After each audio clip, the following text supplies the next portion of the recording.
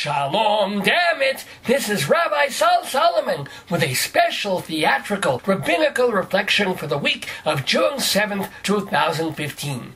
You know, 69 is a very fun number, but get your minds out of the gutter. I'm talking about the 69th Annual Tony Awards, happening June 7th at Radio City Music Hall.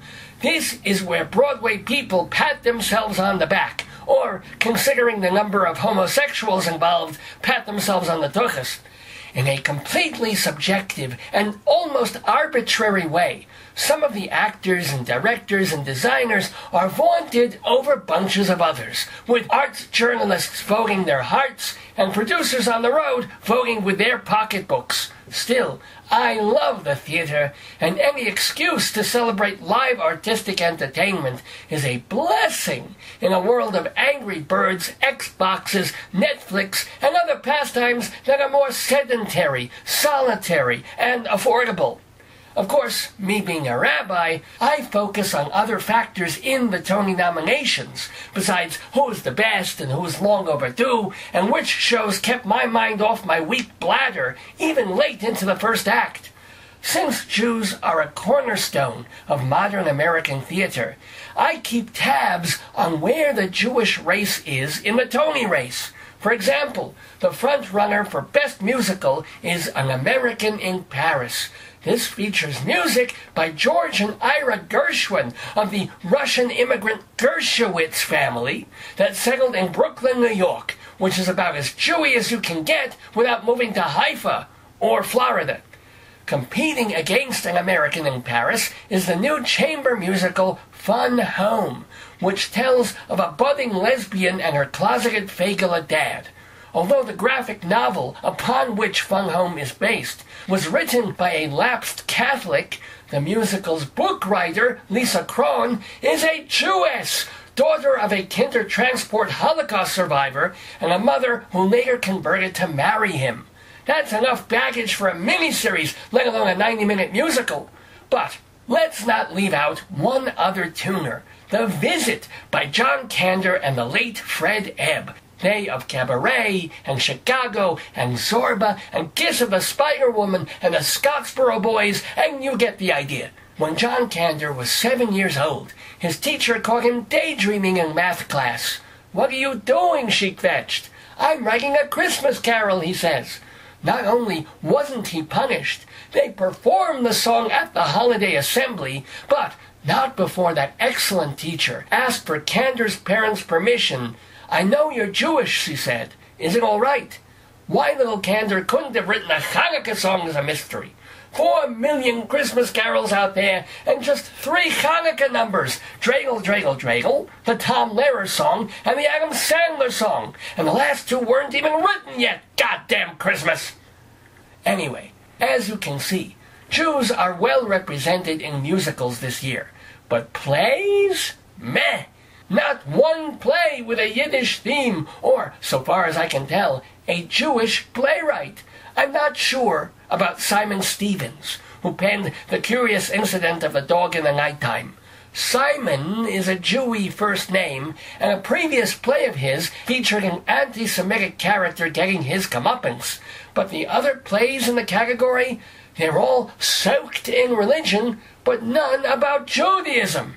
Hand to God features a satanic hand puppet in a Christian Bible school. I guess I should be grateful that one's not set in a synagogue.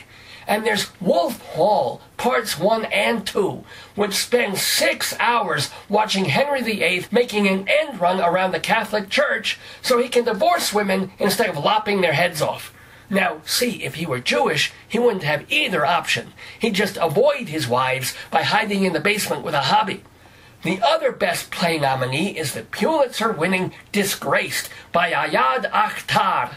As you can tell by all the chus, he's a Muslim, but he's so anti-fundamentalist and so distrustful of Arab culture. If a Jew had written Disgraced, he'd be accused of anti-Muslim hate speech. I'm sure there's a Jewish character in the play, and he's a jerk. But compared to everyone else on stage, he's Mr. Rogers. Well, Mr. Rogerstein. Scrolling through the acting categories, I notice an alarming dearth of Jewish names, the closest being featured actor K. Todd Freeman, and he's a Schwartz! Thank God, therefore, for featured actor and a musical nominee, Brandon Uranowitz. Yes, Uranowitz. With a name like that, he must be a whiz. I am also delighted to note that this year's winner of the non-competitive Isabel Stevenson Award is Stephen Schwartz. He's getting an award for service to the industry, which in his case meant a bunch of charitable work and being president of the Dramatists Guild, which looks out for playwrights' rights, right? Now, Stephen Schwartz did help create Godspell, which is all Jesus-y, but he also wrote Wicked, so he's obviously drawn to myths and science fiction. I should mention that 2 play revivals this season boast Jewish authorship. One was the Heidi Chronicles, Wendy Wasserstein's look at a nice girl discovering feminism and motherhood, all in 160 very long minutes. Elizabeth Moss, the Scientologist shiksa who was Peggy on Mad Men, is Tony-nominated for playing the non-Jewish Heidi. But the standout was Jason Biggs, a Shakitz in real life, who plays Heidi's schmucky boyfriend, Scoop Rosenbaum. That is, of course, the first and only time I've ever heard of a Jew named Scoop. In fact, the closest Jews ever get to a scoop is when we're putting half a cup of flax flakes in our all-bran. The other play with Hebraic heritage is the classic You Can't Take It With You by George S. Kaufman and Moss Hart. It's about a family of creative eccentrics who don't quite fit into society, but they mean no harm, and in most ways make life better for everyone around them. Come to think of it, that's a pretty good description of my people. Of course, on Sunday night, my people are theater people, reveling in the joys of performing, working, sharing, showing off, and calling their agents. I'll be watching, rooting, bitching, cheering, and biding my time. After all, next year they're reviving Fiddler on the Roof, so can Shalom Dammit be far behind? Well, yes it can.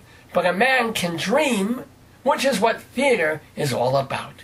This has been a Rabbinical reflection from Rabbi Sol Solomon, Temple Sons of Bitches in Great Neck, New York. On with the show.